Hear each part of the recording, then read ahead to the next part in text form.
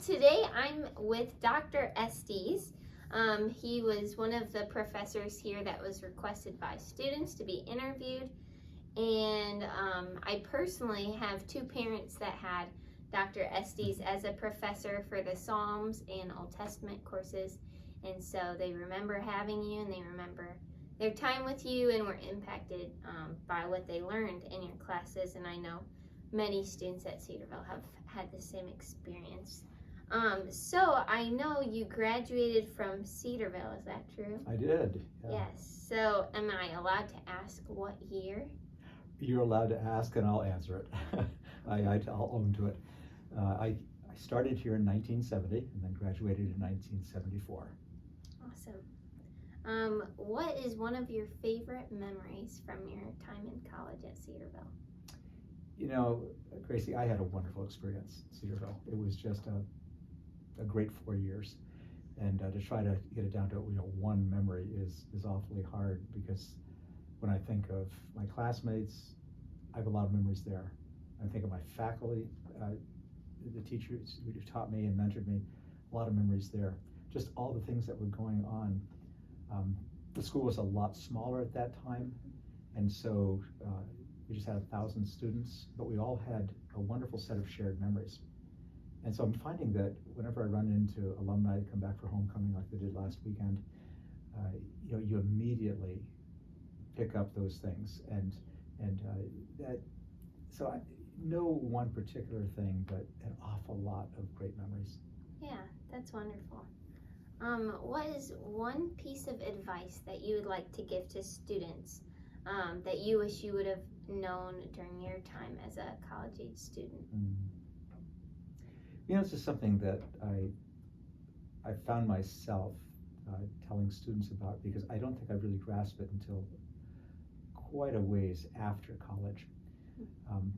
I think it's awfully easy for us to live in the past or live in the future, but life comes to us one day at a time, and we have to grasp the present.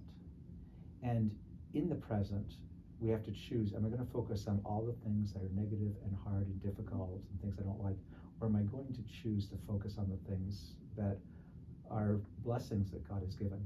Because every day, even the worst day, God has blessed that day. And so just learning to choose to live in the moment and fully savoring the blessings that God gives, rather than regrets for the past or the what ifs for the future. Yeah, I love that. It's good to focus on seeing the good in every day and knowing that God has given us good things to look forward to and to see His hand in each day. So that's really good. How long have you been teaching at Cedarville? This is my 39th year, and so I've had students' parents like yours and many others.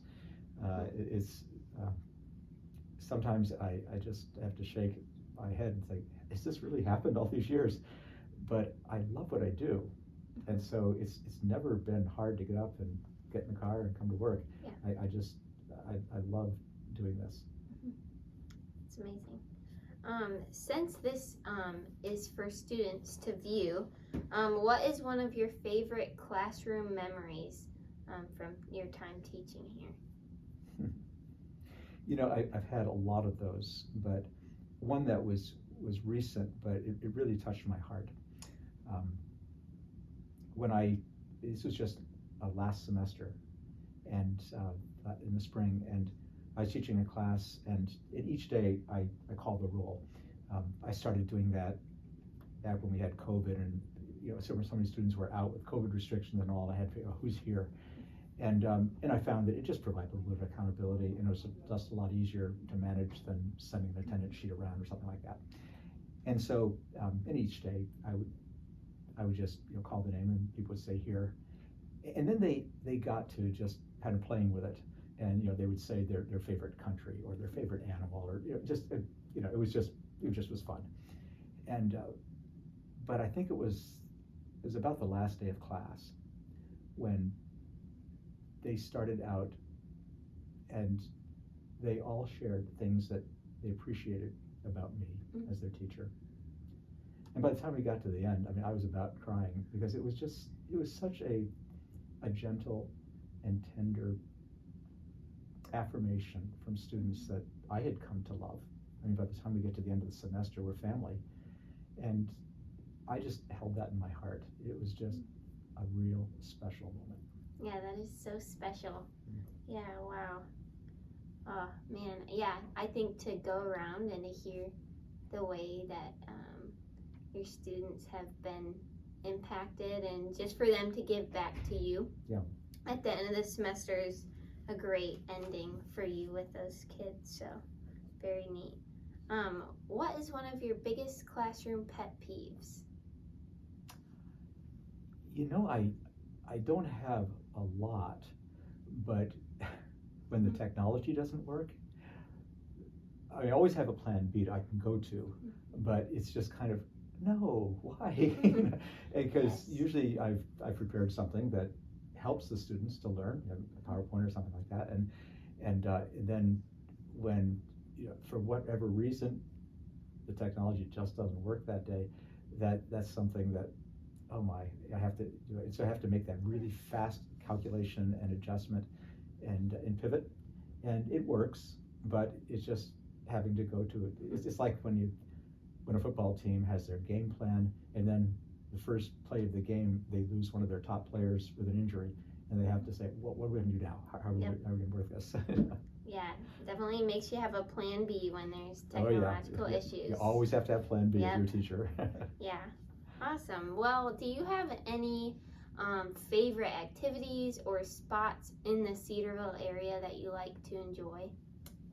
Well, we live an hour from here, and so Okay. I haven't focused so much on the Cedarville area. There were Sure. places when we were students here that we enjoyed, but we have favorite restaurants we go to and parks we go to and things of that sort. But they're all over in the Columbus area. So, Yeah. but Columbus is well worth exploring. It's got some really amazing places over there. So I Okay. highly recommend. All right. That's a great idea for students for their weekend to make their way up to Columbus and do something fun and different.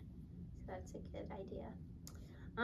So just to finish up our time together, the last question I want to ask you is, what has God been teaching you throughout your time here? I'm sure there's been so many lessons and life changes throughout your years, but what's one lesson that sticks out to you that God's taught you? That's a good question, Gracie. Even though I've been here for 39 years, yet I've found that over those years, my role changes. I've done different things. And one of the things that the Lord has taught me is just to focus on what I can do today. I mentioned before about savoring what we have today, and just saying, okay, this is the opportunity God's given me. For me, it's teaching my students, it's pastoring them, because I take that really seriously. They aren't just my students, but they're my congregation. They're the people I care for, and then the writing and research that I do, and so just saying, Lord, thank you for giving me these things. And they just happen to be the things I most love to do, and the Lord's granted me a position where I can spend most of my day doing the things that are right at the top of the list that I love to do, and delight to do. And so just learning to find joy in what the Lord has given, rather than complaining about what I can't do. There's always so many other things out there. Wow, if I can just do, well, you can do this. And so just enjoy this. And I find that that's true for profs, it's true for students as well. Just learning to be grateful and content, and just say, okay, Lord, what have you placed in my hands? And just enjoy that as a gift from the Lord. Yeah, I love that. So good. Yeah, just being a steward of what you have and having a heart of gratitude through it is a really great lesson that I think we can all learn. And so thank you so much for sharing. And by the way, my favorite tea is Earl Grey. Good to know. Good to know. Students, don't forget that. Earl Grey is the way to Dr. Estes' heart when it comes to tea. Well, thank you again for your time, and it's a pleasure to get to know you more and for the students to get to hear from you. So thank you. You're welcome, Gracie. Yeah.